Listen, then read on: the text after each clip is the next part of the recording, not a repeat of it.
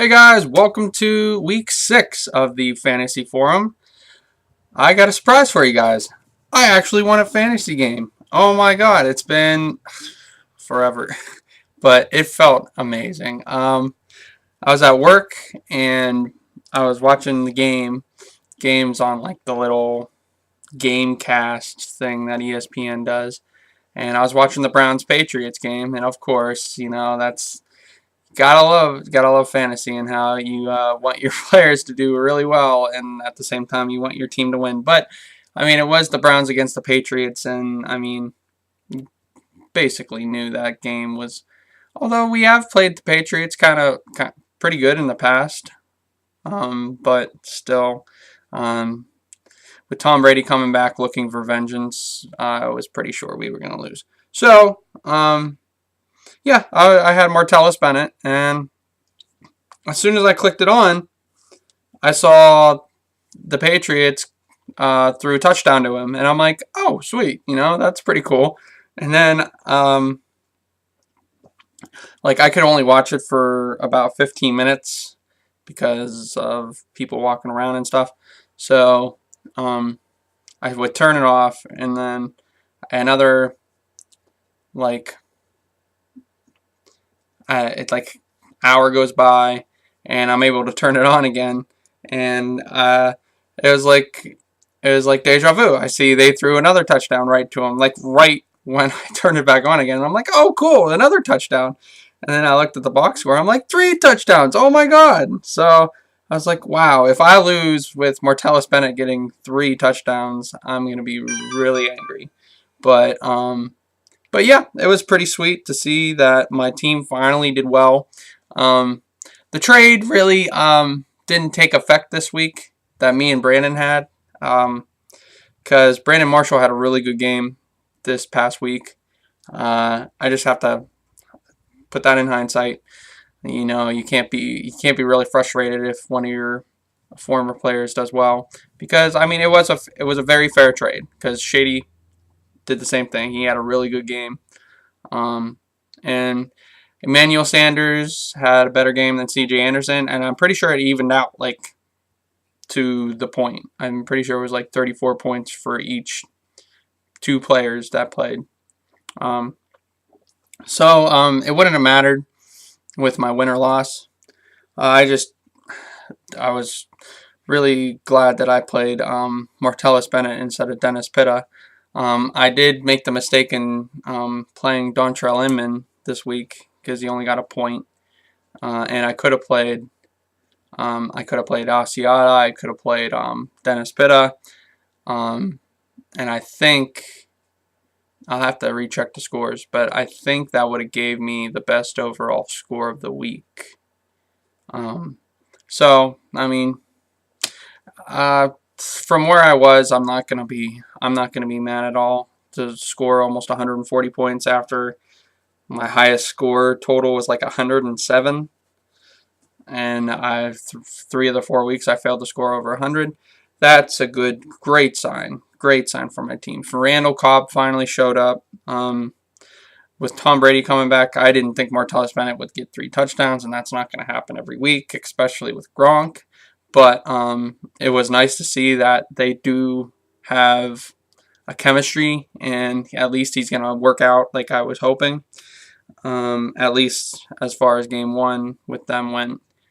And Jerick McKinnon, that was just, it was disappointing to see that he had all those carries and nothing happening. And then Asiata vultures another touchdown, and he actually outplayed McKinnon. But I picked him up just in case something like that happens. I might have to play both of them some weeks, or like with my flex, because we all know Golden Tate isn't working out, and we'll have to see how it goes. Also, I want to bring up the whole trade thing again. I know people want to like gauge what they can get by kind of making a like a trade in their favor. and sending a trade in their favor. But I mean, let's be real with the trade. I mean, look at the trade I made with Brandon. That was my first trade offer I made to him. And I mean, it was definitely fair. If anything, I was losing out. Because CJ Anderson, yes, the rankings, okay, I would actually have to say maybe he would lose a little bit more than me just because of the rankings, and who knows if Brandon Marshall's going to be back to his old form, or CJ Anderson is really the hyped up, because we all know Shady McCoy, he's a proven guy. But yeah, I get these trades that are like, I can't explain it. Like, I have you asked for my two best players, or, I mean, basically my two best players, and you give me scrubs. I don't want your scrub. I don't want no scrubs. A scrub is a guy that can't get no points for me. Anyways, that's what I mean. I always look at these trades and I'll see, okay, you're giving me your bench guys for my two best players. I mean, that is not fair whatsoever. I don't know why you think I would do that. Because I need, maybe it's because you think I need a certain position, but I mean, like, for example, running backs, you only need two every week. You don't need to stack up on running backs. I mean, I guess in this day and age, it's nice to have backups because of all the injuries that happen. But, I mean, any given week, you only need two. So, yes, I am praying that Rashard Jennings is going to play this week, so I have a second running back. But if not, I'll just pick one up off the waiver, and hopefully I can get a few points out of him. And if not, I mean, I don't need to make a blockbuster trade just to get another running back. I've never believed that. I mean, you just have to play the bye weeks smart. And if you want to make a trade, that's fine, but make sure you're not, dismantling your whole team just because you have to fill a position. It's not like the end of the world if you have to use a different like a ho-hum guy for 1 week. That's what bye weeks are about. I mean, if you have running backs to fill in, that's good. And you can always find a good wide receiver off of waivers every week, or at least somebody that's gonna do decent for you. So, anyways, I just wanted to bring that up. It makes me mad, and I'm not referring to some of you. Not everybody does it, but a certain number of guys do it, and it kind of makes me mad. I also want to bring up the basketball league, and I think it's really nice that Francis took over the basketball league too. So now he's going to be running both of our leagues now, the football and the basketball, and I really appreciate him for doing that. I know I don't want to do it. I haven't wanted to do it over the years. It's a burden. I mean, there's a lot more to it than people think, especially with like timing and having people trying to get people together and things like that. I wouldn't want to deal with it. So in that sense, I think we need to appreciate the fact that Francis does this for us, and the whole situation with him doing the draft order for the basketball league. I heard that people were disgruntled about what pick they got, or thinking it just surprised me to think that you guys actually would think that Francis would rig the draft order. We're all friends. We all know that Francis would not do that. I don't know who said what or whatever, but I just heard through the grapevine that, you know, people thought that he rigged it. And I know you guys are going to be like, oh, well, you would have got the #1 pick, and you of course you're going to say that. But I mean, if I was the number 12, I I think you guys should know me by now that I mean, I was actually, this is going to sound weird, but the #1 pick was one of the only picks I was kind of not wanting to have, because you all know how much I like LeBron, and I knew if I got the #1 pick, I couldn't take LeBron. There's just no way. There's too many players that are better. But if I would have got like even #2 or #3, but if like 4 or down, I definitely could justify taking LeBron at those picks. But so I was kind of hoping that I would get somewhere between like 4 and 7, somewhere in there. But but that's how it went. And I don't know. I think we need to just take a step back, realize that this is just a fantasy. I know it's for money, and everybody wants their fair shake at it. And I mean, maybe Francis in the future, if you want to do it, do it the way that you did, maybe you could record it and put a video out showing, this is how you set up the draft order. I mean, that would at least give everybody proof. I myself don't need proof, but if other people do, I guess that's how you have to do it. And I really hope I'm not saying anything to offend, but I just think that we need to take a step back, realize that we're all friends, that we're all doing this for fun. It should be for fun.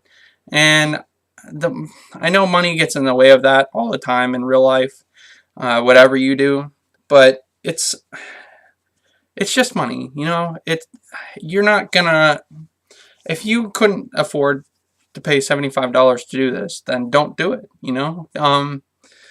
it should be more about keeping in touch with our friends. That's what I love the most about this is, since I moved away to Pennsylvania, I don't get to hang out with you guys, and this is something that keeps me in touch, and I really love that about it.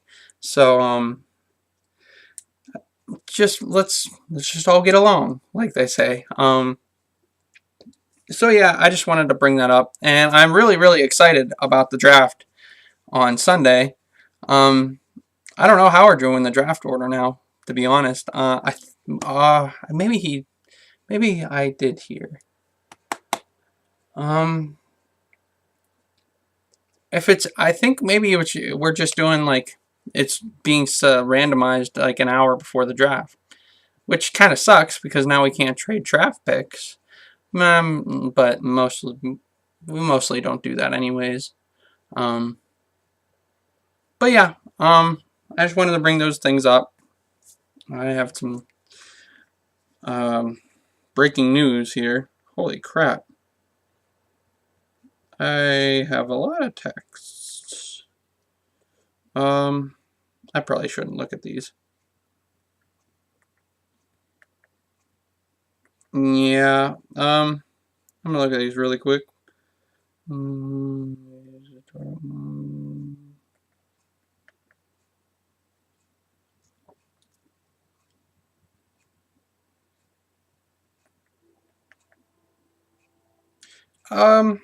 Yeah, we'll get into this.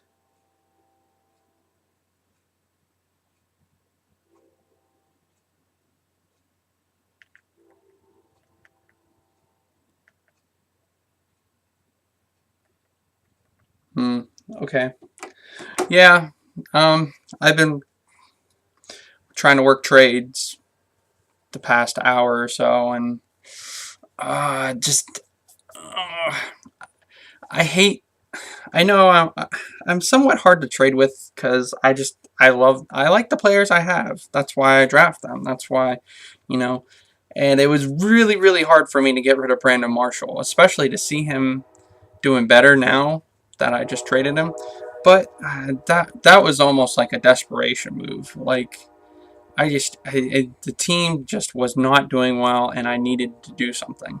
So yeah, as soon as I make that trade, everybody thinks, oh, he just traded Brandon Marshall, so it's all in now. But I got a big win just now, just this week, and I mean, it wasn't just I just skimmed out a win. I scored 139 points. That's gonna get you a win almost every week. So if my team can keep doing, up to that level, I should be set. And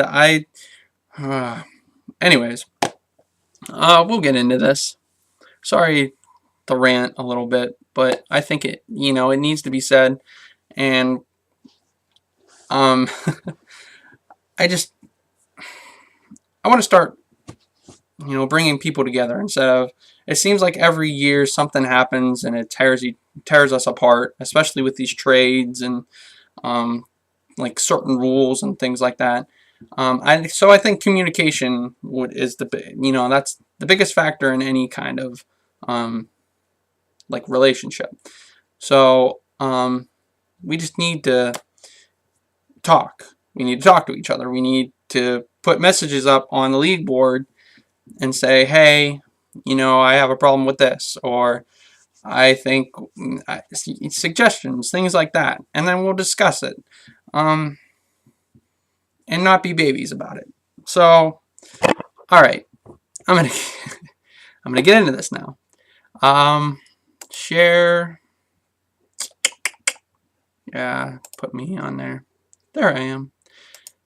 Look at me. Okay, so now we have week 6. So I believe Mr. Scott Batcho had the 6th pick. I probably shouldn't say his name like that, but you guys are the only ones that watch these videos anyways. So yeah, we have good old Gronk. He looks like he's about to spike the ball. I really like the helmet there. It looks really cool. It's actually a really nice looking cartoon there, and it looks like it's from Super Bowl 50.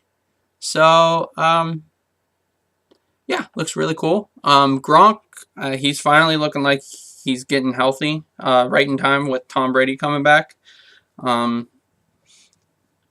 Bennett did get the advantage this week, but I'm sure Gronk is going to come back with.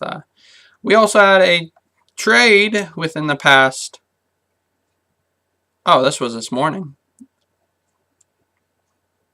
Oh, okay. So we had a trade. Brandon and Josh. Brandon traded Kyle Rudolph to Josh, and Josh traded away Jason Witten and Bly Powell. That's not too sure why Josh would do that trade. I guess Kyle Rudolph has been doing pretty well, except for last week against Houston, and he's on a bye this week. So not too sure why Josh would do that. I mean, Jason Witten isn't getting touchdowns, but he might come back. And who knows? Tony Romo, yeah, okay. And Bly Powell, I think, has been doing really well for the Jets as a pass catcher. Yeah, he's had 6 receptions for the past 3 weeks. So I'm not too sure why Josh did that. I think Brandon definitely wins in that trade. You get another decent backup running back, and I mean, you're not trading away a golden tight end. So yeah, I think Brandon definitely wins on that trade. All right, and other than that, I don't see anything big.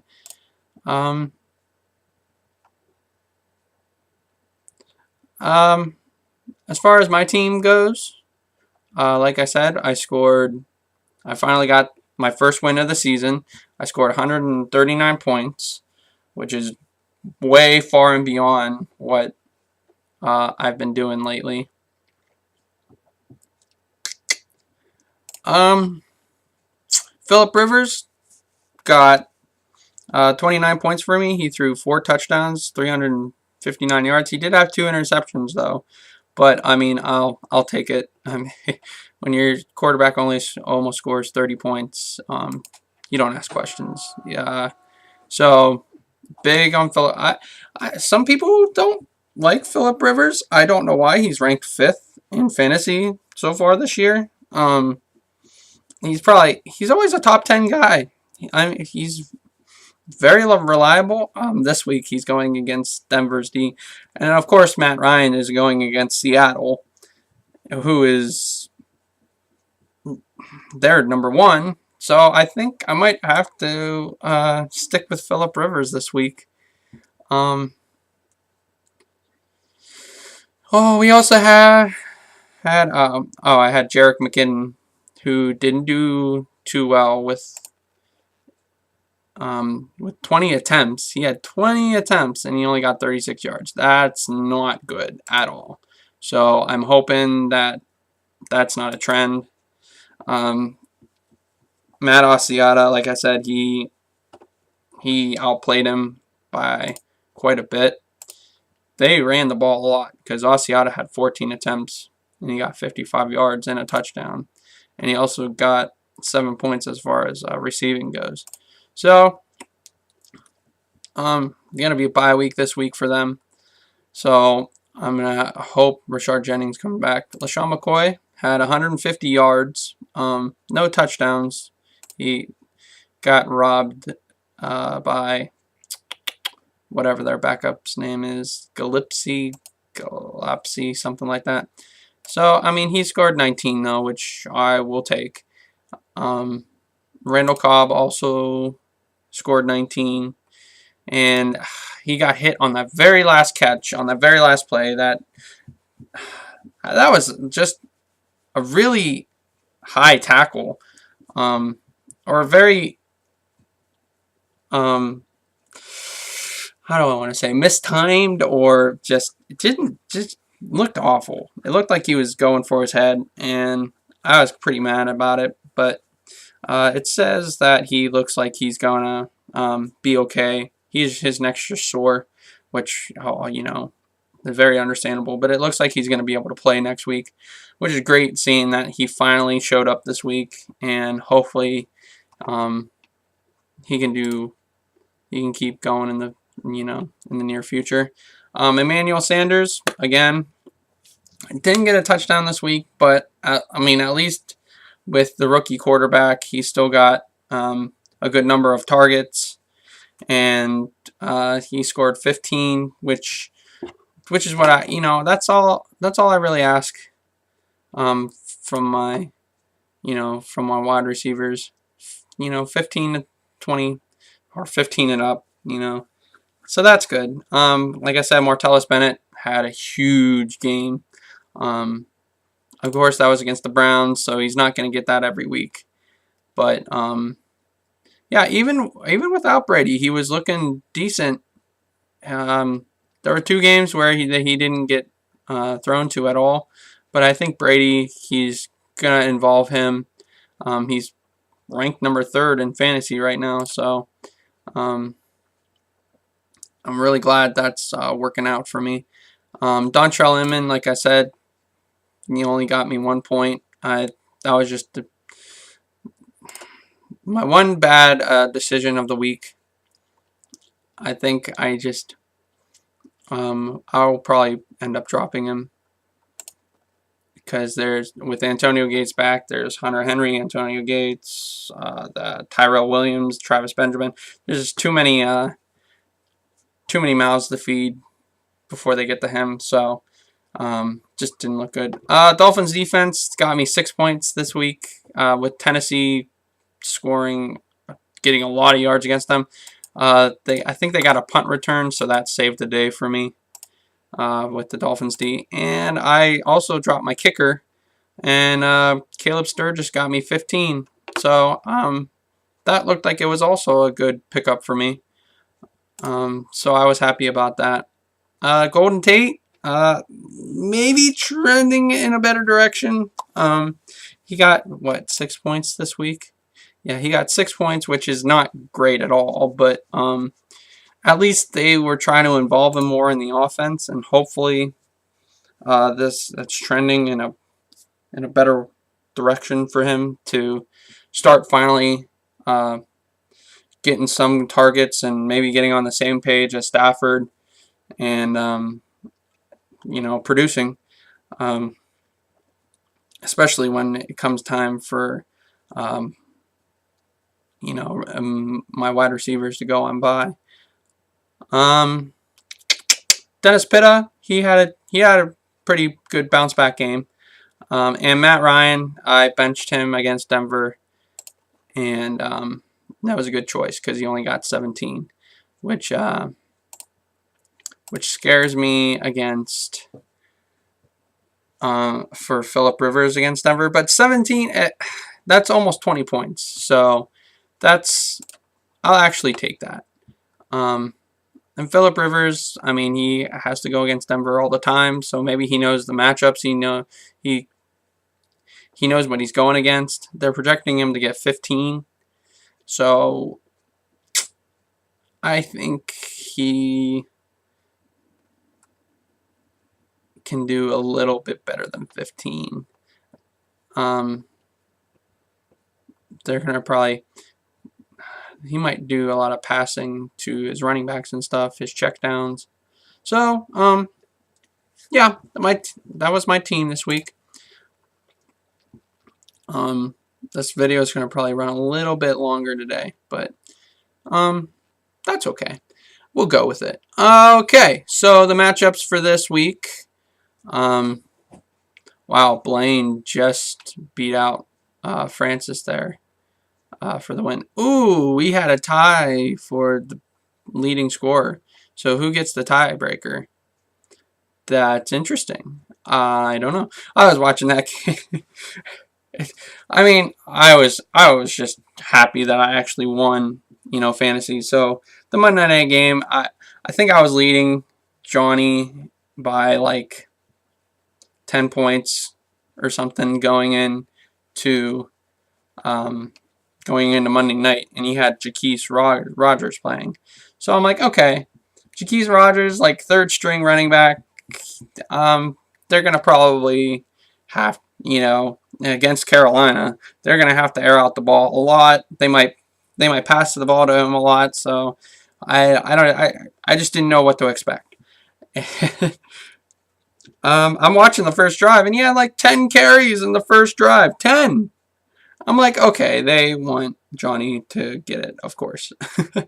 And then Mike Evans got that touchdown for DJ, and that was pretty much that sold it. Because I was thinking, okay, Jacquizz Rodgers could maybe like get negative yardage or somehow get a fumble, but that's okay. I was just happy to get the win, and Scott actually almost beat me out too.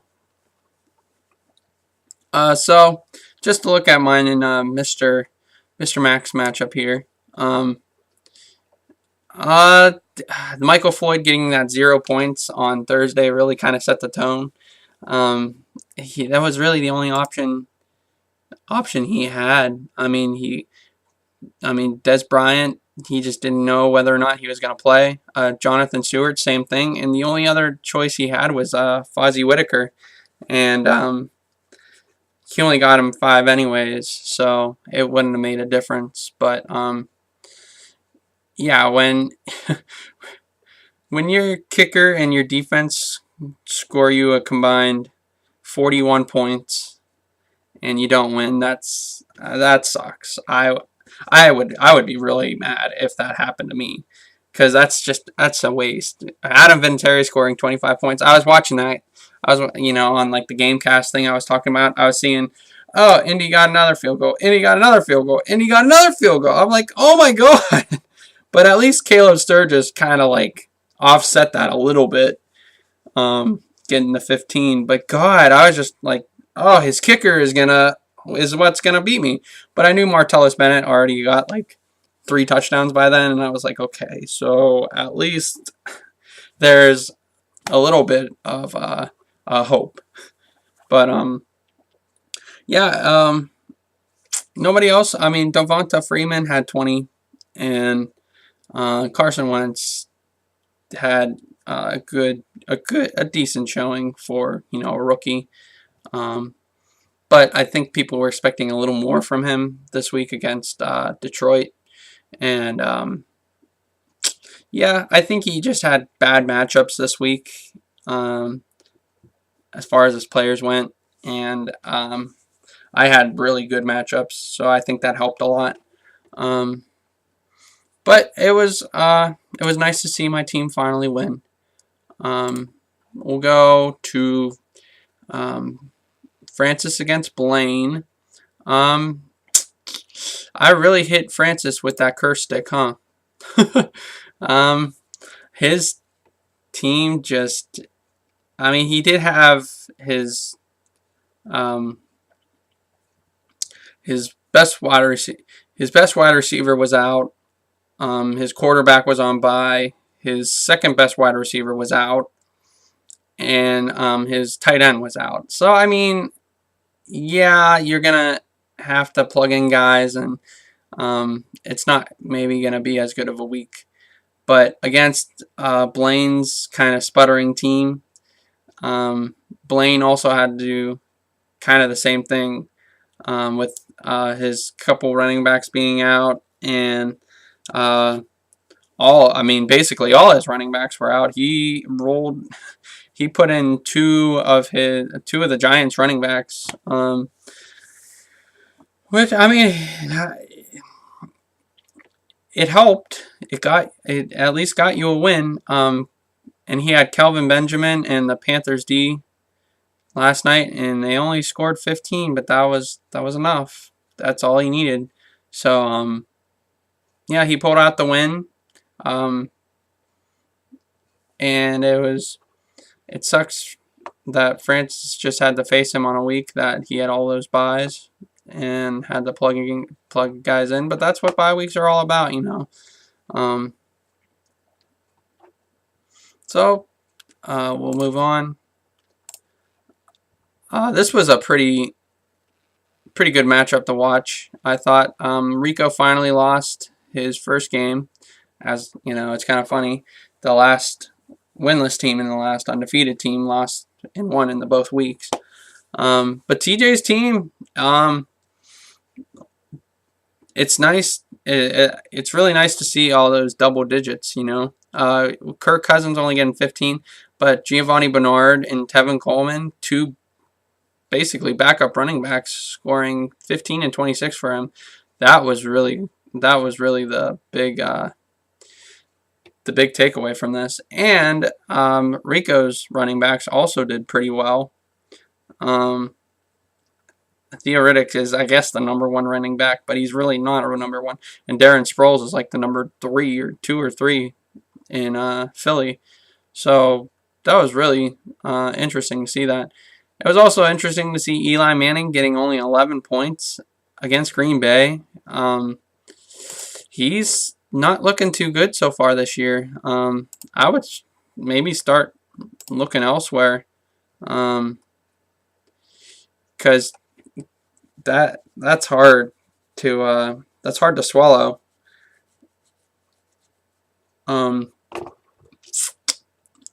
His wide receivers kind of let him down. That's like T.Y. Hilton had a great game.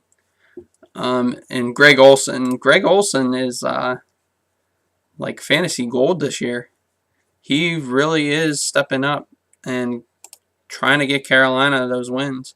He also sat DeAndre Hopkins, which against Minnesota, I understand that completely. Especially when you have all these wide receivers that you can go to that you drafted. So I would have done probably the same thing. I don't think it cost you a win anyways, because TJ put up 148. So yeah, and Amari Cooper finally showed up this week, which a lot of people expected against San Diego. So overall, it was just a good matchup to watch. Also, the Texans D getting you none. with J.J. Watt gone, that's kind of a red flag to see. It was against Minnesota at Minnesota, and they did score 9 against Tennessee last week, but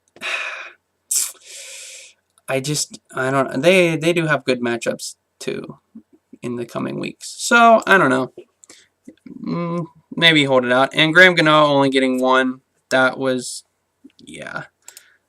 He's usually like doing really well, but Carolina just can't buy a win right now. So there's a bunch of injuries, and I saw TJ picked up Justin Forsett. I guess he's maybe gonna be picked up by Detroit. So I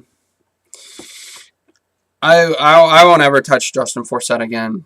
At least it's nice to see that I didn't end his career. So that was nice to see. Oh, Steve Smith got hurt. I didn't realize that. With an ankle injury.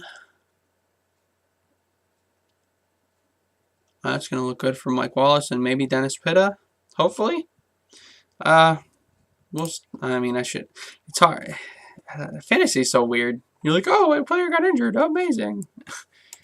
But at the same time, you're like, yes. You know, it's hard to stomach. Another high-scoring game this week.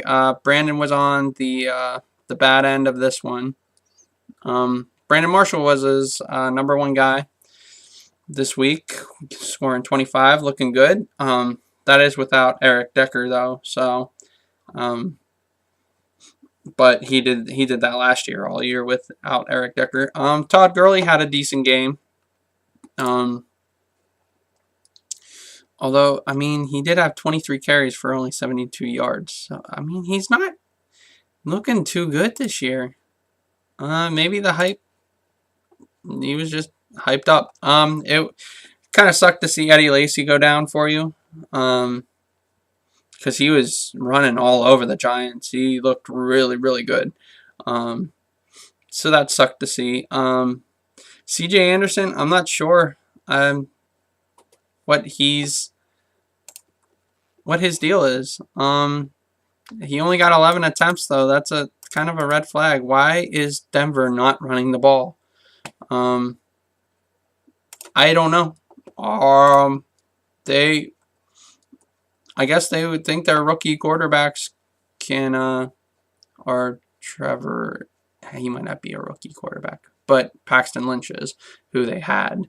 And you were thinking, oh, I mean, rookie quarterback, gonna go play, go against Atlanta? They're definitely gonna run the ball like 100 times. No, they didn't. They passed the ball a lot, and I guess it was because they were down. But it wasn't like they were like way down out of the game. They just, it was pretty even for the most part. So, well, maybe not. I think Atlanta was up kind of big, and then they got that last minute touchdown. But anyways, Jacquizz Rodgers, of course, got 19 points. He rushed for 100 yards. Who'd have thought? 30 attempts. They ran the ball. Yeah. Okay, so Tampa Bay runs the ball 30 times, and I don't get it. I really don't. And he had 5 receptions for 28. He didn't get a touchdown, but that's enough for anybody. Oh, I do have a question about our league. How come when a running back gets 100 yards, they get like +2 extra points, or I think it's +4 for 200 yards. But if a wide receiver gets over 100 yards, I'm pretty sure they only get their stats. So, yeah, let's look at Brandon Marshall. He had 8 for 1, so that's 19 plus 6 is 25. Yeah, so a wide receiver doesn't get an extra 2 points for breaking 100 yards, but a running back does. I didn't realize that until the other day. I was looking at it, and I was just curious why. Is that something that ESPN does, or is that something we voted on? Maybe I just didn't realize. But yeah, Overall, Johnny had a really good week, bounce back week. Even with his a few of his guys on bye week, he was able to plug in. Smart cookie. Chris Hogan. It's only 4 receptions, but he got a lot of yards, so that was nice. Everybody's just gonna get better with Tom Brady back, except for Mr. Edelman, who didn't. I don't think he showed up in that game. Everybody had a pretty good week, scoring wise, except for the one matchup between Francis and Blaine. But we see Scott. He got 134 this week. Again, all double digits. The Vikings defense, man, you can't go wrong with them this year. They are putting up amazing numbers. Look at this points against. 16, 14, 10, 10, 13. Their defense is amazing this year. I would definitely say they're better than Denver right now. Denver's defense is awesome, but the Vikings defense is like on a whole nother level. So yeah, that is definitely a nice thing to have. Gronk did have 15 points. He did have over 100 yards. Kind of like Chris Hogan. Everybody had a really good game against the Browns. It's really sad to see. Besides that, Terrence West was a nice little ad for him. DeMarco Murray still looking like the #1 running back in the league. Nothing changing. Josh's running backs, Jordan Howard was a great pickup. I wish I would have realized how good he was, because I did not know of him at all. I didn't think he was going to work out the way he does, but he has 2 straight weeks with 100 yards, and he got a receiving touchdown too. So I mean, he's banking. AJ Green had a bad week after his awesome performance against Miami, and he's playing New England next week, so he's gonna probably have a field day. Although New England's been playing well. Sterling Shepard, those Giants wide receivers just not doing as well as people would hope. And besides that, wow, the Rams D actually didn't do as good as the Dolphins D. That's kind of funny, because I wanted the Rams D last week, but I had to settle for Miami, and somehow it worked out. So yeah, Arian Foster might come back this week, and Cam Newton might also come back for Scott. So yeah, his team just looks better and better. And Josh's team, he did have Allen Robinson and Willie Snead on bye. So I mean, 110 isn't bad. It's not great, but it's not bad. It just had to come in a loss. And Aaron Rodgers, I'll tell you what, Aaron Rodgers just hasn't quite been the same guy over the last couple years. I'm not too sure what it is, but he just doesn't seem to be as confident. I was watching that game, and I don't know. He made like these little mistakes that he usually you don't expect from him. And last but not least, we had Rob against Mr. Batch, and Mr. Batch squeaked out this win with even with Victor Cruz scoring him 0, and Nugent only getting him 1. He still was able to pull out the win, mainly because of Tom Brady getting him 33 points. The running backs, I mean, they almost scored 10 each. So, I mean, it's not great, but it's something. Antonio Brown had another solid, great week.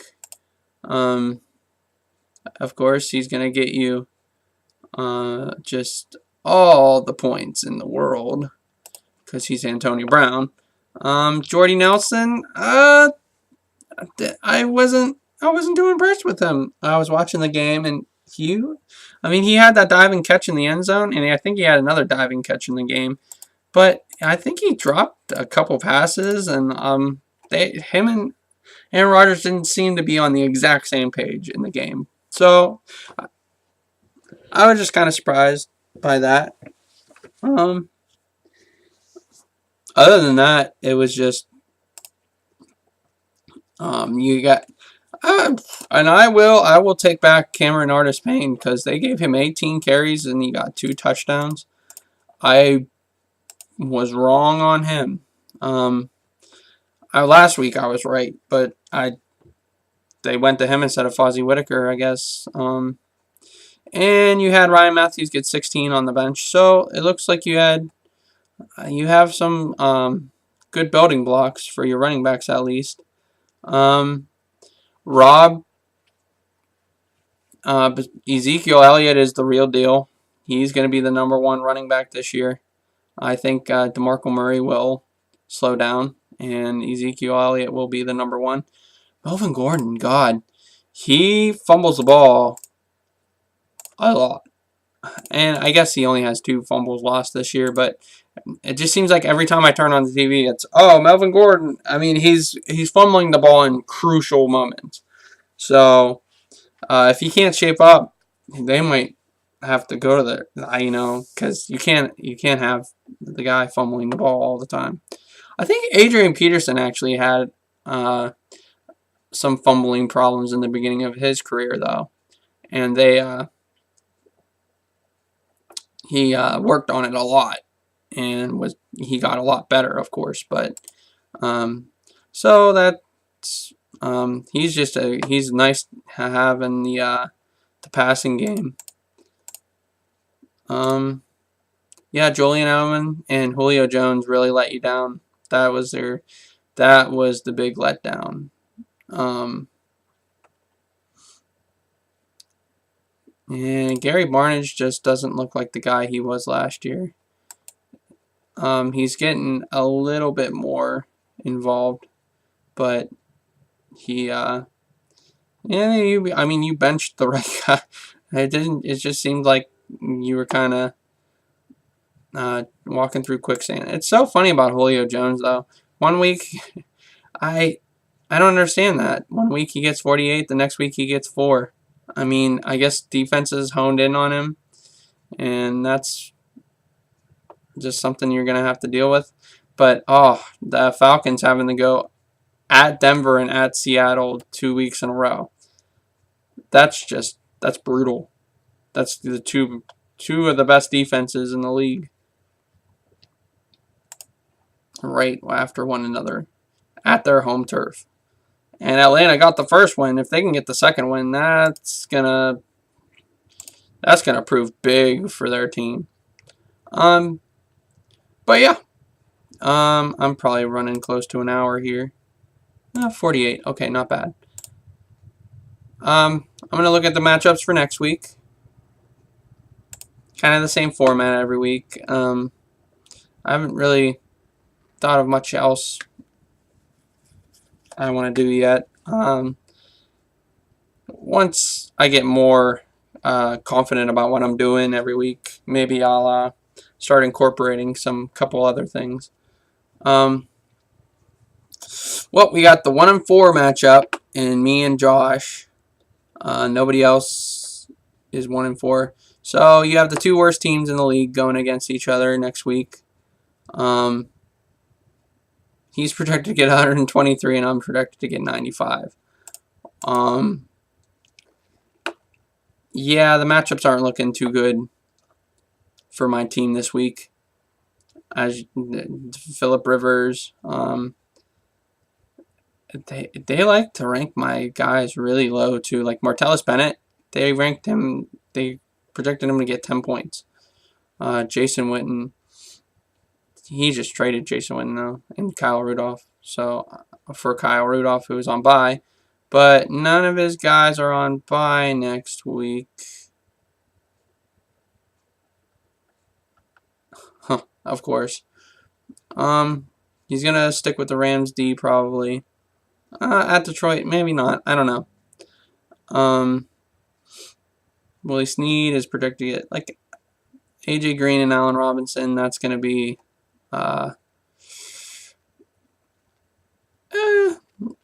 we'll just see how it goes. I think my team does look better. I do have that question, and I still can get a little bit better with getting rid of Dontrell Inman and the Dolphins D. But wow, they project them to get 4 against Pittsburgh. That's not gonna happen. So I'm gonna say that Josh does get this win. Not by as much as they're saying, but I'm gonna say by 10 points he's gonna get the win. I hope not, because I really need a win. And so does he, though. Then we have Francis against Brandon. Uh-oh. Big matchup. Big man on campus.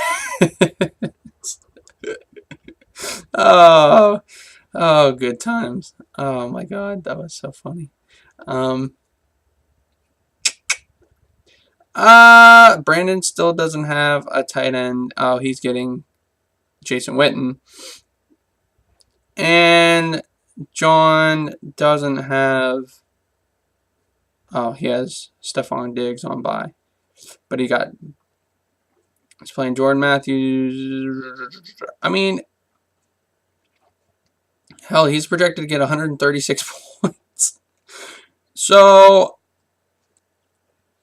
I'm gonna go with ESPN here, and I know it's probably gonna curse him, but I'm just going with ESPN. It's not my opinion here. It's just I think ESPN is right, and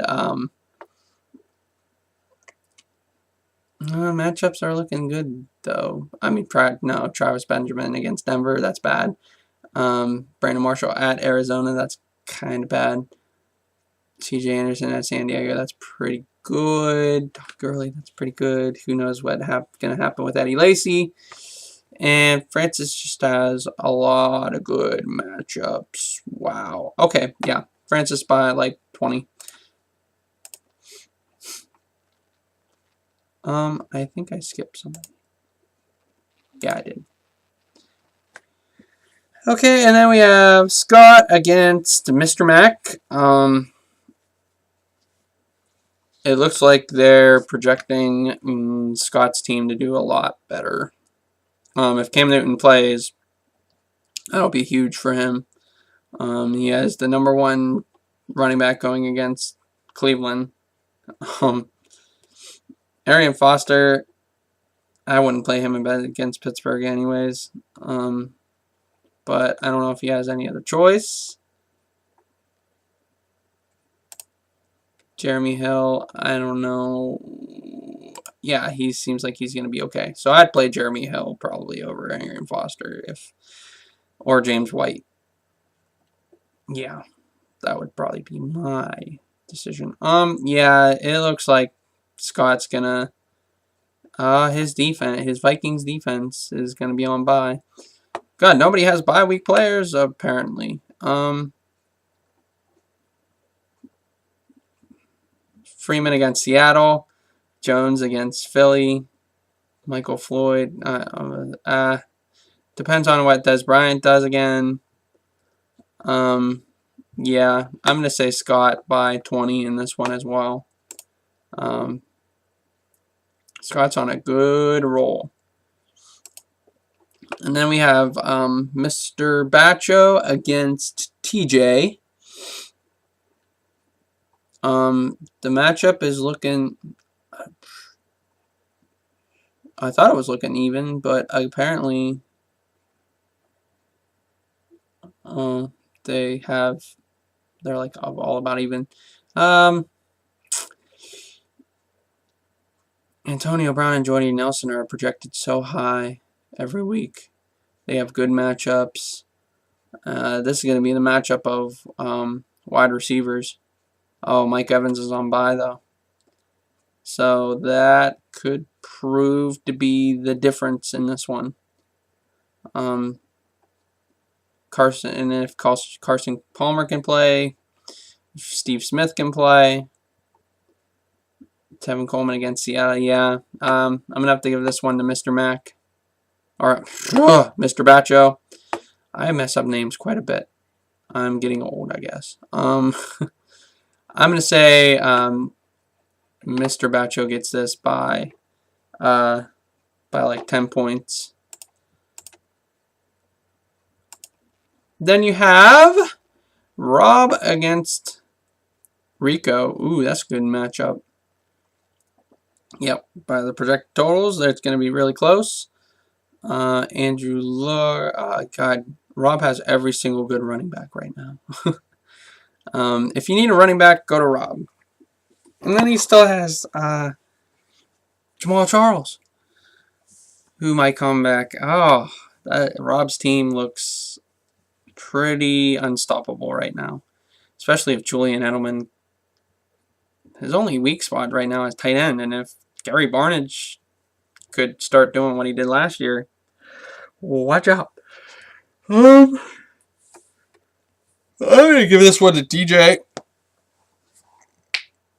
just by the strength of his team alone and how they're doing.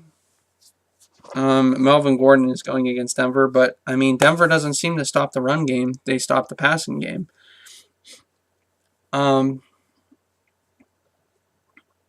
Yeah, I'm gonna have to go with Rob, just by sheer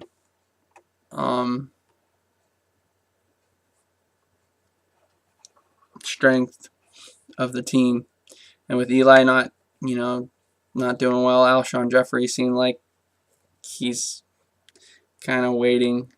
He's just not doing very well this season. So, I'm going to give that one to Rob by 10 points. I already looked at my matchup. And the last matchup is Johnny against Blaine. And Blaine is actually favored. Wow. It's interesting. And Johnny has updated his team too. I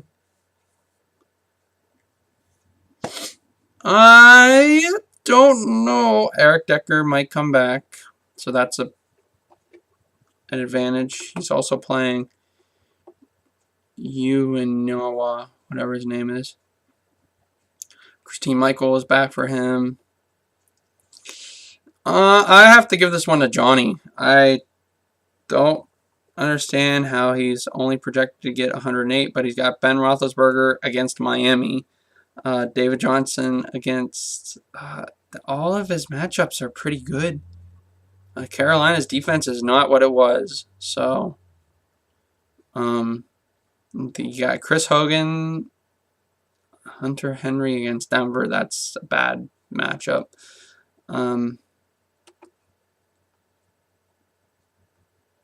The Ravens defense, yeah, I'm gonna have to go with Johnny on this one by at least 20 points. I don't get the projections there.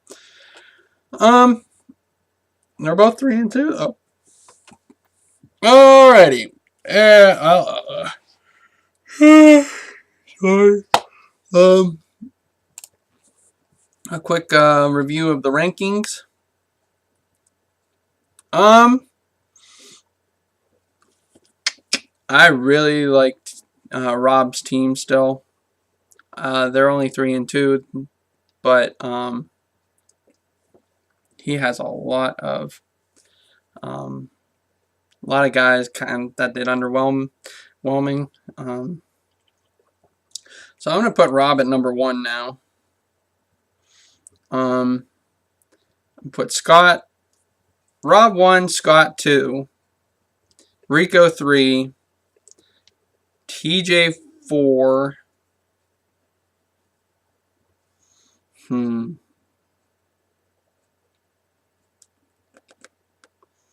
TJ4. Then I'm going to go Johnny 5, I guess. Johnny 5. Then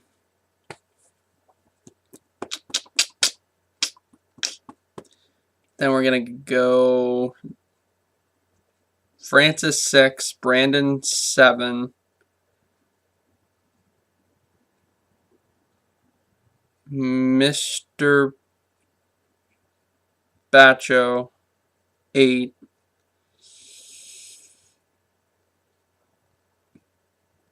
Who do I think is better, Blaine or Blaine 9, Mr. Mac 10.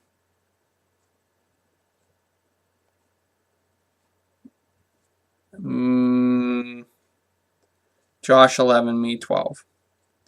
I know I finally had a good week, but it doesn't necessarily mean. I actually have more points than Blaine now, so I'm beating him in that aspect. And the most points right now is Rob, followed by Scott. And now Johnny has overtaken Rico.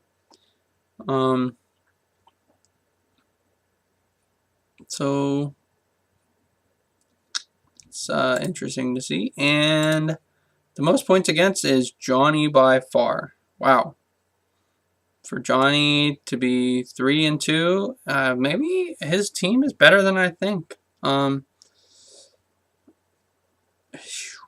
about middle of the pack there, and the least is Rico. Rico has the least points against him. So, yeah, those are my rankings. Those are the projections. And I am at 1 hour and 2 minutes. So I am going to stop and say good luck to everybody next week. Again, everybody play nice. I'm looking forward to seeing you guys on Sunday for the basketball draft. I hope everybody comes. It's nice when everybody gets to be there. I think we're having it at Inner Circle this time, which is cool. I worked there for 5 years. And, it's nice to go back to see everybody and have a good time. I'll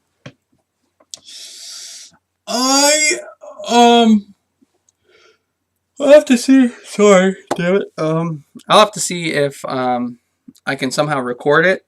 If you guys want to do that, that's up to you. You know, if you don't want to be in a video on YouTube or whatever, that's up. That's all. I'll ask you guys about it. But I think it'd be fun for people to see how we do it. It's not going to be as good as the football draft, of course, how we did it. I thought that was awesome. It kind of wasn't. I kind of don't know why people were all getting mad about us being in there, but yeah. At Inner Circle, we're not going to get that, of course, because it's just not as big of an establishment. But it'll be nice to see you guys again. I'm really looking forward to it. And other than that, I hope everybody does well. And I will see you guys on Sunday. And take care. Bye for now.